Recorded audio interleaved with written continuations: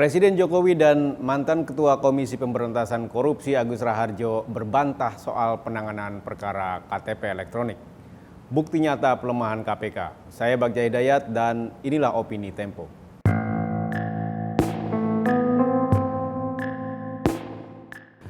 Dalam hal melemahkan Komisi Pemberantasan Korupsi, Presiden Jokowi memang jagonya. Berkali-kali pemerintah dan Dewan Perwakilan Rakyat berusaha merevisi Undang-Undang KPK sejak 2010. Baru pada akhir periode pertama pemerintahannya, usaha itu berhasil.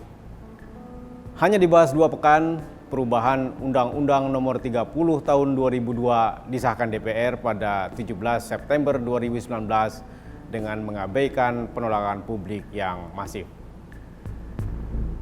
Sejak saat itu, independensi KPK hilang. Lembaga ini berada di bawah Presiden dengan anggota Dewan Pengawas KPK dipilih oleh Kepala Pemerintahan. Para penyidiknya pun menjadi aparatur sipil negara. Pengajuan Firly Bahuri sebagai calon Ketua KPK makin membuktikan pelemahan itu. Dia adalah jenderal polisi yang banyak melakukan pelanggaran etik saat menjabat Deputi Penindakan KPK pada 2018-2019. Sesungguhnya keinginan melemahkan KPK datang dari Jokowi sendiri. Ia menganggap KPK terlalu kuat sehingga mengganggu pembangunan. Menurut Jokowi, banyak program kepala daerah macet karena gerak-gerik mereka diawasi KPK. Pada waktu itu, komisi baru saja menetapkan Gubernur Aceh, Irwandi Yusuf, sebagai tersangka korupsi proyek infrastruktur yang memakai dana otonomi khusus. Sikap Jokowi menolak mempertahankan independensi KPK hari-hari ini menjadi penting di tengah kontroversi pernyataan Ketua KPK 2015-2019 Agus Raharjo. Dalam wawancara dengan Kompas TV, Agus mengaku pernah diminta Jokowi menghentikan penyidikan korupsi pengadaan KTP elektronik yang menjerat Ketua DPR Setia Novanto. Menjelang pemilihan Presiden 2019, Jokowi tengah membangun koalisi dengan Partai Golkar yang dipimpin oleh Setia Novanto. Permintaan Jokowi itu membuktikan bahwa Presiden telah bergerak melemahkan komisi jauh sebelum revisi Undang-Undang KPK. Untuk memperkuat koalisi pemerintahannya, Jokowi rela membiarkan korupsi merajalela.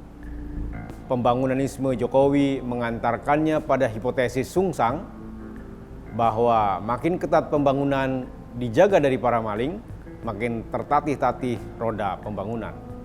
Jokowi tampaknya setuju pada adagium para politikus bahwa korupsi adalah oli pembangunan. Analisis lain menyebutkan bahwa Presiden sedang memberi gula-gula agar DPR menyetujui usul pemerintah membentuk Undang-Undang Cipta Kerja. Aturan itu mengoreksi sejumlah undang-undang yang dianggap birokratis sehingga menyulitkan investasi. Disahkan DPR pada Oktober 2020, Undang-Undang Cipta Kerja secara brutal mengabaikan tata kelola, termasuk peraturan yang menjaga lingkungan atas nama pembangunan.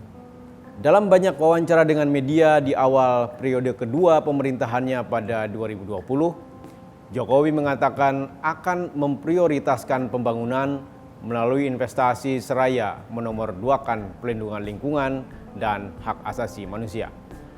Omnibus Law Undang-Undang Cipta Kerja adalah cara Jokowi mewujudkan keinginannya itu. Dengan kata lain, argumentasi itu memperkuat fakta bahwa pembangunanisme Jokowi adalah biang keladi pelemahan KPK. Keladi lain adalah kepentingan politikus di DPR. Selama 20 tahun usia KPK, lembaga ini mengungkap 344 kasus korupsi yang melibatkan anggota DPR, terbanyak ketiga setelah pengusaha dan pejabat pemerintah. Kekuasaan, tulis sejarawan Inggris Lord Acton dalam suratnya kepada Gereja Katolik Roma pada 1887, cenderung korup. Karena itu kekuasaan di tangan Jokowi atau bukan cenderung tak suka pada pemberantasan korupsi. Kini nasi sudah basi dan tak sekadar menjadi bubur. Ke depan penguatan kembali KPK membutuhkan kerja keras yang tidak mudah.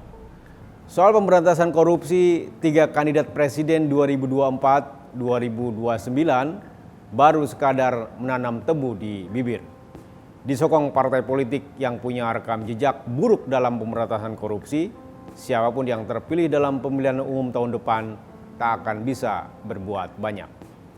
Pembiayaan politik yang kotor dan tak transparan juga akan menyandera mereka setelah nanti terpilih. Yang menyedihkan bukan tak mungkin terjadi. Diam-diam Presiden terpilih berterima kasih kepada Jokowi karena telah melempangkan jalan bagi penguatan korupsi.